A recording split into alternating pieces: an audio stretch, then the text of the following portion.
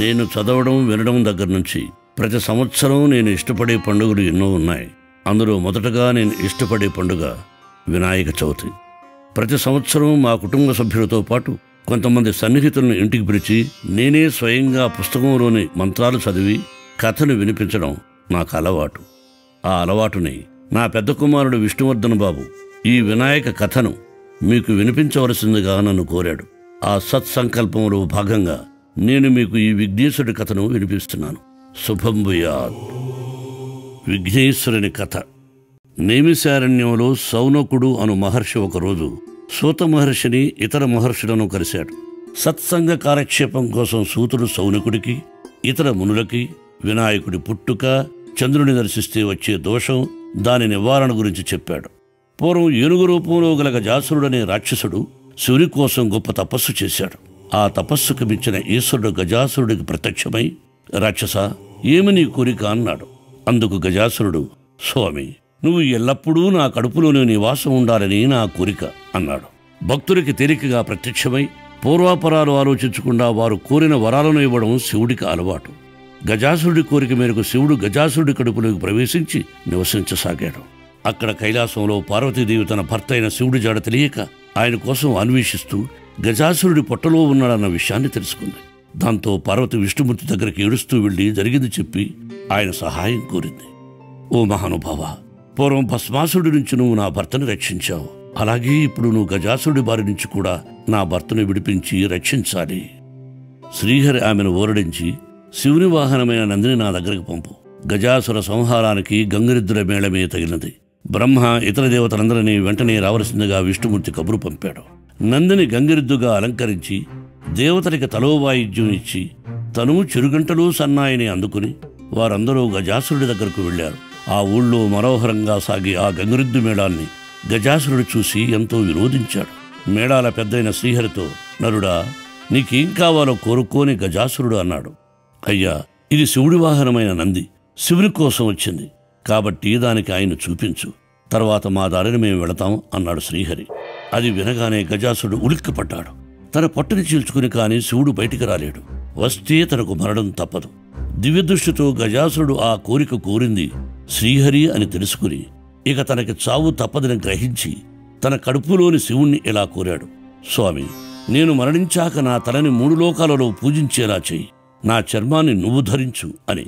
శివుడు అందుకు అంగీకరించగానే శ్రీహరి నందికి సైగ చేశాడు. నంది తన కొమ్ములతో గజాసురుని కడుపు చీల్చి అతని చంపేసింది. పొట్ట నుంచి బయటపడ్డ శివుడితో శ్రీహరి చెప్పాడు, పరమశివ, దుర్మార్గులకి ఇలాంటి వరాలు ఇవ్వడం పాముకి పాలు పోయడంతో సమానం సుమా అని చెప్పి బ్రహ్మని ఇతర దేవతలని వారి వారి లోకాలకు పంపించి శ్రీహరి కూడా వైకుంఠానికి వెళ్ళిపోయాడు. శివుడు నందినేకి కైలాసానికి బయలుదేరాడు. వినాయకుని జననం. తన భర్త తిరిగి కైలాసానికి వస్తున్నాడని తెలుసుకున్న పార్వతి ఉత్సాహంగా తలంటు పోసుకోవడానికి తయారైంది. తన ఒంటి మీద ఉన్న సున్నిపిడిని తీసి ఆ పిడితో ఓ చిన్నపిల్లవాడి బొమ్మను చేసి దానికి ప్రాణం పోసి చెప్పింది. కుమారా, నువ్వు ముఖద్వారమున కాపలా ఉండి లోపలికి ఎవరినీ రానీయకు అని. ఆ బాలుడు అందుకు ఒప్పుకుని సింహద్వారం వద్దకు వెళ్ళాడు. పార్వతి స్నానం ముగించుకుని అనేక నగలను ధరించి భర్త కోసం ఆశగా ఎదురుచూసింది. కైలాసం చేరుకున్న శివుడు లోపలికి వెళ్ళబోతుంటే పార్వతి కాపలా ఉంచిన పిల్లవాడు ఆయన అడ్డగించాడు. శివుడికి కోపం వచ్చి త్రిశూలంతో ఆ పిల్లవాడి తలని నరికి లోపలికి వెళ్ళాడు. పార్వతి శివుడికి ఎదురెళ్ళి ఆహ్వానించి ఆయనకి కాళ్ళు కడుక్కోవడానికి, తాగడానికి నీళ్ళిచ్చి పతివ్రతా ధర్మం ప్రకారం పూజించింది. చాలా కాలం తర్వాత కలుసుకున్న వారిద్దరూ అనేక విషయాలు ముచ్చటించుకున్నారు. వారి సంభాషణలో ద్వారం దగ్గర ఉన్న బాలుడి ప్రసక్తి వచ్చింది. పార్వతి ఆ బాలుడిని తను ఎలా తయారు చేశానని చెప్పగానే శివుడు విచారిస్తూ చెప్పాడు, అయ్యో, నేను ఆ బాలుడి తలని నరికేశానే అని కంగారు పడి కొద్దిసేపు బాధపడ్డాక శివుడికి గజాసురుడికి ఇచ్చిన వరం గుర్తుకొచ్చి ఆ గజాసురుడి తలని తెచ్చి మరణించిన ఆ బాలుడికి అతికించి ప్రాణం పోసి చెప్పాడు, వత్స, నీకు గజాననుడు అనే పేరు పెడుతున్నాను. పార్వతి గజాననుని ప్రేమగా పెంచుకోసాగింది. గజాననుడు కూడా తన తల్లిదండ్రులతో ప్రేమగా మెలుగుతూ పెరగసాగాడు.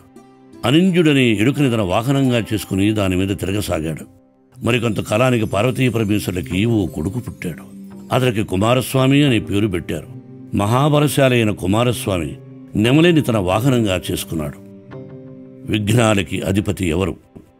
ఒకరోజు అనేక మంది దేవతలు, మునులు, మానవులు పరమేశ్వరుడి దగ్గరకు వచ్చి పూజించి చెప్పారు, స్వామి, విఘ్నాలతో మా పనులు చాలా చెడిపోతున్నాయి. ఈ విఘ్నాలని శాసించేందుకు గాను మాకు అధిపతిని ఇవ్వండి. ఆయన్ను పూజించి విఘ్నాలు కలగకుండా చూసుకుంటాం. తన పిల్లల్లో ఒకరికి ఆధిపత్యాన్ని ఇవ్వాలని శివుడు సంకల్పించాడు. అది తెలిసిన గజాననుడు తండ్రిని అడిగాడు. నేను పెద్ద కొడుకుని కనుక ఆ ఆధిపత్యం నాకివ్వండి నాన్నగారు. రెండో కొడుకు కుమారస్వామి, నాన్నగారు అన్నయ్య మరుగుజ్జు, అందుచేత అసమర్థుడు, అనర్హుడు అవుతాడు. ఆ ఆధిపత్యం నాకివ్వండి. వారి ఇరువురి వాదనల్ని విన్న శివుడు వారితో చిరునవ్వుతో చెప్పాడు. పిల్లల్లారా, మీలో ఎవరు ముందుగా ముల్లోకాల్లోని నదుల్లో స్నానం చేసి నా వద్దకి వస్తారో వారిని అందుకు అర్హులుగా నిర్ణయించి వారికి ఆ ఆధిపత్యాన్ని ఇస్తాను. వెంటనే బయలుదేరండి. ఆ మాటలు వినగానే కుమారస్వామి నెమలినెక్కి రివున బయలుదేరాడు. వినాయకుడు తన ఎలుక వంక విచారంగా చూసి తండ్రితో చెప్పాడు. నాన్నగారు, ఎలుకనెక్కి వెళ్ళి నేను తమ్ముడి కన్నా ముందుగా అన్ని నదుల్లో స్నానం చేసి రాలేను. నేను ఈ పోటీలో గెలిచే ఉపాయం మీరే చెప్పండి. అప్పుడు శివుడు కొడుకుతో చెప్పాడు. కుమారా, ఎవరు ఒకసారి నారాయణ మంత్రాన్ని జపిస్తారో వారు 300 కల్పాల కాలం పుణ్యనదుల్లో స్నానం చేసిన పుణ్యఫలాన్ని పొందుతారు. అలా అయితే ఆ మంత్రాన్ని ఉపదేశించండి నాన్నగారు, ఉత్సాహంగా అడిగాడు గజాననుడు. తండ్రి ఆ మంత్రోపదేశం చేయగానే గజాననుడు కైలాసంలో అత్యంత భక్తిగా ఆ మంత్రాన్ని స్మరించసాగాడు. మొదటగా కుమారస్వామి గంగానదికి వెళ్ళగా అప్పటికే గంగానదిలో స్నానం చేసి ముగించిన గజాననుడు ఎదురుపడ్డాడు. అతనికి ఆశ్చర్యం వేసింది. కుమారస్వామి 3,50,00,000 నదుల్లో స్నానానికి వెళ్ళినా మంత్ర మహిమ వల్ల గజాననుడు స్నానం చేసి ఎదురు రావడం కుమారస్వామికి కనిపించసాగింది. ఆఖరి స్నానం కూడా పూర్తి చేసి ఎంతో ఆశ్చర్యంతో కుమారస్వామి కైలాసంలోని తండ్రి దగ్గరికి వెళ్లి పశ్చాత్తాపంతో చెప్పాడు. నాన్నగారు, అన్నగారి మహిమ తెలియక ఇందాక ఏదేదో మాట్లాడాను. నాకన్నా అన్నయ్య అన్ని విధాలా సమర్థుడు కనుక గజాననుడినే విఘ్నానికి అధిపతిని చేయండి. ఆ ప్రకారం భాద్రపద శుద్ధ చవితి నాడు పరమేశ్వరుడు గజాననుడికి విఘ్నాధిపత్యం వేడుకుని జరిపించాడు. అప్పటి నుంచి అంతా విఘ్నేశ్వరుడిగా పిలువబడే గజాననుణ్ణి ఆ రోజు పూజించి కుడుములు, ఉండ్రాళ్లు, వడపప్పు, పానకం, పాయసం, పులిహోర, దద్దోజనం, రకరకాల పళ్ళు, కొబ్బరి, అతనికిష్టమైన ఇతర పిండి వంటలని ఎవరి స్థాయిని బట్టి నైవేద్యంగా పెట్టసాగారు. ఆ భాద్రపద శుద్ధ చవితిన భూలోకంలో తనకి నైవేద్యం పెట్టిన వాటినన్నిటినీ విఘ్నేశ్వరుడు సుష్టుగా తిని తన వాహనమైన ఎలుకకు కొన్ని పెట్టి కొన్ని చేతుల్లో తీసుకుని భుక్తాయాసంతో సూర్యాస్తమయ వేళకి మెల్లగా కైలాసం చేరుకున్నాడు. తల్లిదండ్రుల దగ్గరకు వెళ్లి వంగి నమస్కారం చేయడానికి ప్రయత్నించాడు. అయితే తిన్నవాటితో కడుపుబ్బిన వినాయకుడు నేల మీద బొర్లా పడుకున్నాడు. పొట్ట మీద నిలిచిన చేతులు భూమికి అందలేదు. బలవంతంగా చేతులను భూమికి ఆనిస్తే కాళ్లు పైకి లేవసాగాయి. ఇలా సాష్టాంగ నమస్కారం చేయడానికి అవస్థపడే విఘ్నేశ్వరుడిని శివుడి తెరపైన ఉన్న చంద్రుడు చూసి భక్కున నవ్వాడు. రాజదృష్టి సోకితే రాళ్లు కూడా పిండవుతాయంటారు. ఆ సామెత నిజమన్నట్లుగా వినాయకుడి పొట్ట పగిలి అందులోంచి తను తిన్న ప్రసాదాలన్నీ బయటికి వచ్చి నేల మీద దొర్లాయి. విఘ్నేశ్వరుడు మరణించాడు. తక్షణం గర్భశోకంలో మునిగిన పార్వతి చంద్రుని వంక కోపంగా చూసి, దుర్మార్గుడా, నీ చూపు తగిన నా కుమారుడు మరణించాడు కాబట్టి నిన్ను చూసిన వారంతా నీలాపనింద్రతో బాధపడుదురుగాక అని శపించింది. ఋషుల భార్యలకి ఆ శాపం తగులుట. సరిగ్గా ఆ రోజు అదే సమయంలో భూలోకంలో సప్తర్షులు ఓ యజ్ఞం చేస్తున్నారు. వారి భార్యలు అగ్ని ప్రదక్షిణం చేస్తుండగా చంద్రదర్శనం జరిగింది. అగ్నిదేవుడు ఆ సప్తర్షుల భార్యలను చూసి ప్రేమలో పడ్డాడు. కానీ వారిని ఏం చేయలేని వాడై క్షీణించసాగాడు. ఈ సంగతి గ్రహించిన అగ్నిదేవుడి భార్య స్వాహాదేవి భర్త కోరికని తీర్చాలనుకుంది. అరుంధతి తప్ప మిగిలిన 6 మునిపత్నుల రూపాలను తన అపూర్వ శక్తితో ధరించి తన భర్త అగ్నిదేవుడి కోరికను తీర్చింది. ఆ 6 మునులు అది చూసి తమ భార్యల శీలాన్ని శంకించి వాళ్ళని వదిలేశారు. పార్వతి ఇచ్చిన శాపం వల్ల ఆ విధంగా చంద్రుడు చూసిన ఆ 6 భార్యల మీద తాము చేయని నేరం వచ్చిపడింది. ఈ వివాదం శ్రీహరి దృష్టికి వచ్చింది. ఆయన తన దివ్య దృష్టితో జరిగింది గ్రహించి ఆ ఋషుల దగ్గరకు వెళ్లి పార్వతీదేవి చంద్రుడికిచ్చిన శాపం వలన ఇలా జరిగిందని మహావిష్ణువు ఋషులకు తెలిపాడు. శ్రీహరి అందరినీ వెంట తీసుకుని కైలాసానికి వెళ్ళాడు. కడుపు పగిలి మరణించి ఉన్న విఘ్నేశ్వరుని బ్రతికించి పార్వతికి సంతోషాన్ని కలిగించాడు. శ్రీహరి వెంట వచ్చిన వారంతా పార్వతిని ఇలా ప్రార్థించారు. తల్లి పార్వతీదేవి, నువ్వు చంద్రుడికిచ్చిన శాపం వల్ల లోకులకి అనేక కష్టాలు వచ్చి పడుతున్నాయి. దయతో ఈ శాపాన్ని ఉపసంహరించి అందరినీ కాపాడు. బ్రతికి వచ్చిన విఘ్నేశ్వరుని ముద్దు పెట్టుకుని పార్వతి తృప్తిగా చెప్పింది. ఏ రోజున చంద్రుడు మా అబ్బాయి విఘ్నేశ్వరుని చూసి నవ్వాడు, ఆ రోజున మాత్రం చంద్రుడిని చూడకూడదు. చూస్తే ఇలాంటి నేలాపనందరూ ఎవరికైనా తప్పు. మిగిలిన రోజుల్లో చూసినా ఎవరికి ఏమీ చెడు జరగదు. బ్రహ్మ, ఇతర దేవతలు అది విని సంతోషించి తమ తమ స్థానాలకు వెళ్ళారు. అప్పటి నుంచి భాద్రపద మాస శుద్ధ చవితి నాడు చంద్రుడిని చూడకుండా ప్రజలు జాగ్రత్త పడుతూ అంతా సుఖంగా జీవించసాగారు. ఇలా కొంతకాలం గడిచింది. శమంతకోపాఖ్యానం. ద్వాపరయుగం. ఓ రోజు శ్రీకృష్ణుడు ద్వారకకి తనని చూడవచ్చిన నారదుని భక్తిగా పూజించాడు. ఇద్దరూ అనేక విషయాలు ముచ్చటించుకున్నారు.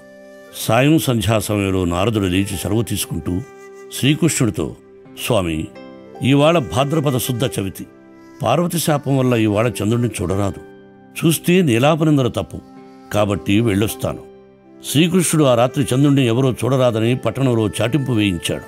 పాలంటే ఇష్టపడే శ్రీకృష్ణుడు ఆ రాత్రి బయటికి వచ్చి తలెత్తి ఆకాశం వంక చూడకుండా గోశాలకు పోయి పాలు పితుకుతుంటే పాలగిన్నెలో చంద్రుడి ప్రతిబింబం కనిపించింది.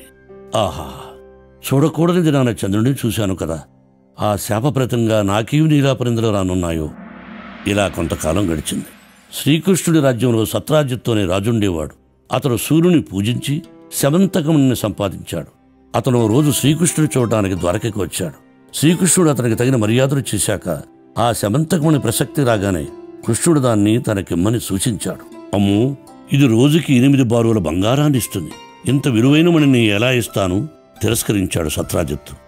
మరికొంతకాలం గడిచాక సత్రాజిత్తు తమ్ముడైన ప్రసేనుడు ఆ శమంతకముని మెళ్ళో ధరించి వేటాడడానికి వెళ్ళాడు. ఓ సింహం ఆ మణిని చూసి అది మాంసపు ముక్కని పొరబడి ప్రసేనుడి మీదికి ఉరికి చంపేసింది. ఆ మణిని నోట కరుచుకుని వెళ్లి ఆ సింహాన్ని ఓ మగ ఎలుగుబంటు చూసి సింహాన్ని చంపి ఆ మణిని తన నివాసస్థలానికి తీసుకెళ్లి తన కుమార్తె జాంబవతికి ఆ మణిని ఆడుకోవడానికి ఇచ్చాడు. వేటకి వెళ్లి తిరిగి రాని తమ్ముడి కోసం సత్రాజిత్తు అడవికి మనుషులను పంపితే మణిలేని అతని శరీరం వారికి కనిపించింది. వారంతా వెంటనే వచ్చి ఆ సంగతి చెప్పారు. సత్రాజిత్తు శ్రీకృష్ణుడి తన తమ్ముడిని చంపి ఆ మణిని దొంగలించాడని భావించి నగరమంతా చాటింపు వేయించాడు. ఈ సంగతి శ్రీకృష్ణుడికి తెలిసింది. భాద్రపద శుద్ధ చవితి నాడు తను పాలలో చంద్రుని ప్రతిబింబాన్ని చూడటం వల్ల వచ్చిన నీలాపనిందగా దాన్ని గుర్తించాడు. బంధుమిత్రులతో వెంటనే శ్రీకృష్ణుడు అడవికి వెళ్లి ప్రసేనుడి శవాన్ని, పక్కనే ఉన్న సింహపు గాలిగుర్తులను చూశాడు. వాటిని అనుసరించి వెళితే అక్కడ చచ్చిపడి ఉన్న సింహాన్ని, పక్కన ఎలుగుబంటి పాదాలను గుర్తులను అనుసరించి వెళ్ళగా అవి పర్వతంలోని గుహద్వారం దాకా వెళ్ళాయి. తన వెంట వచ్చిన వారిని అక్కడే ఉండమని శ్రీకృష్ణుడు ఒంటరిగా ఆ గుహలోకి వెళ్ళాడు. గుహలోని ఉయ్యిలకి ఆట వస్తువుగా కట్టి ఉన్న శమంతకమణ్ణి చూసి దాన్ని తీసుకుంటూ ఉండగా శ్రీకృష్ణుడు చూసిన జాంబవతి భయపడింది. నాన్నా, ఎవరో వింత మనిషి నా మణ్ణి తీసుకుంటున్నాడు చూడు అని గట్టిగా అరిచింది. జాంబవంతుడు కోపంతో వచ్చి శ్రీకృష్ణుడిని చూసి అతని పైనబడి కూరలతో, కొరుకుతూ, గోళ్లతో గుచ్చుతూ చంపడానికి ప్రయత్నించాడు. శ్రీకృష్ణుడు ఆ ఎలుగుబండిని కిందకి తోసి రాళ్లతోనూ, వృక్షములతోనూ, పిడిగుద్దులతోనూ ఎదుర్కొన్నాడు. అలా 28 రోజుల పాటు వారి మధ్య యుద్ధం సాగింది. క్రమేపీ జాంబవంతుడి బలం క్షీణించింది. దెబ్బలు తినడం వల్ల అతని దేహమంతా నొప్పులే. తన బలాన్ని క్షీణింపజేయగలిగిన శ్రీరామచంద్రుడి అని గ్రహించి జాంబవంతుడు వెంటనే శ్రీకృష్ణుడికి నమస్కరిస్తూ భక్తితో కూడిన వినయంతో, దేవాతిదేవా, నువ్వు త్రేతాయుగంలో రావణుడు ఇతర దుష్ట శక్తులను చంపడానికి అవతరించిన శ్రీరామచంద్రుడు అని అర్థమైంది. ఓసారి నువ్వు నా మీద ప్రేమతో ఏదైనా వరం కోరుకోమంటే బుద్ధి మారి మీతో ద్వంద్వయుద్ధం చేయాలని ఉందని చెప్పాను. సమయం వచ్చినప్పుడు జరుగుతుందని నువ్వు చెప్పావు. అప్పటి నుంచి అనేక యుగాలుగా నీ నామాన్ని స్మరిస్తున్నాను. నా ఇంటికి వచ్చి నువ్వు నా కోరికను తీర్చావు. ధన్యుడిని స్వామి, ధన్యుడిని అని చెప్పాడు. శ్రీకృష్ణుడు జాంబవంతుడి శరీరాన్ని ఓసారి నిమిరాడు. అంతే, జాంబవంతుడి బాధలన్నీ మాయమై పూర్వపు శరీరాన్ని పొందాడు.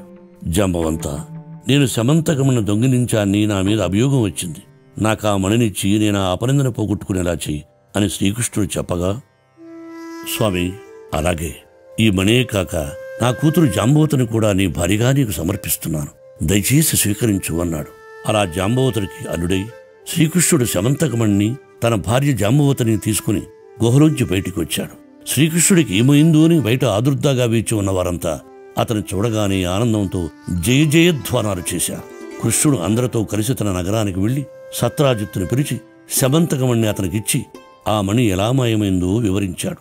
అయ్యో, లేనిపోని నింద మీ మీద మోపి తప్పు చేశాను అని సత్రాజిత్తు బాధపడ్డాడు. తను చేసిన తప్పుకి పరిహారంగా సత్రాజిత్తు శమంతకమణ్ణి తీసుకుని తన కూతురు సత్యభామని పెళ్లి చేసుకోమని శ్రీకృష్ణుడిని కోరాడు. శ్రీకృష్ణుడు మణిని తిరస్కరించి సత్యభామని మాత్రం స్వీకరించాడు. ఓ శుభముహూర్తాన శ్రీకృష్ణుడు సత్యభామలకి వివాహం జరిగింది. ఆ వివాహానికి వచ్చిన దేవతలు, మునులు శ్రీకృష్ణుడితో మొరపెట్టుకున్నారు. మహాత్మా, మీరు సమర్థులు కాబట్టి చవితిన చంద్రుడిని చూడగా మీ మీద వచ్చిన అపనంద తొలగించుకోగలిగారు. మరి మాలాంటి వాళ్ళ పరిస్థితి ఏమిటి? కృష్ణుడు నవ్వుతూ ఇలా చెప్పాడు. మీరు ప్రతి సంవత్సరం భాద్రపద శుద్ధ చవితి నాడు గణపతిని పూజించి గణపతి పుట్టుక నుండి ఈ శమంతకోపాఖ్యానం దాకా మొత్తం కథ విని లేదా చదివి అక్షంతలు తల మీద చల్లుకుంటే ఆ రాత్రి చంద్రుని చూసినా ఎవరికి ఎలాంటి నీలాపనిందలూ కలుగు. ఈ రోజు నుంచి వినాయకుడు విఘ్నాలకు అధిపతియే కాక గణాలకి కూడా అధిపతి అవుతాడు. కాబట్టి గజాననుడు ఇక నుంచి విఘ్నేశ్వరుడు, గణాధిపతి అనే పేర్లతో కూడా పిలువబడతాడు. అది విన్న అందరూ సంతోషించారు. అప్పటి నుంచి ప్రతి సంవత్సరం భాద్రపద శుద్ధ చవితి నాడు దేవతలు, మహర్షులు, మానవులు మొదలైన వారంతా తమ శక్తి కొలది వినాయకుడిని పూజించి ఈ కథ విని లేదా చదివి సుఖంగా ఉన్నారు. సూత మహాముని ఈ కథని సౌనకుడు ఇతర మునులకు చెప్పాక వారి దగ్గర సెలవు తీసుకుని తన నివాస స్థానానికి వెళ్ళారు. ఓం శ్రీ విఘ్నేశ్వరాయ నమః. లోకంలోని సమస్త ప్రాణికోటికి శుభం కలుగుగాక. ఈ వినాయక వ్రత కల్పం సమాప్తం. శుభం భూయాత్.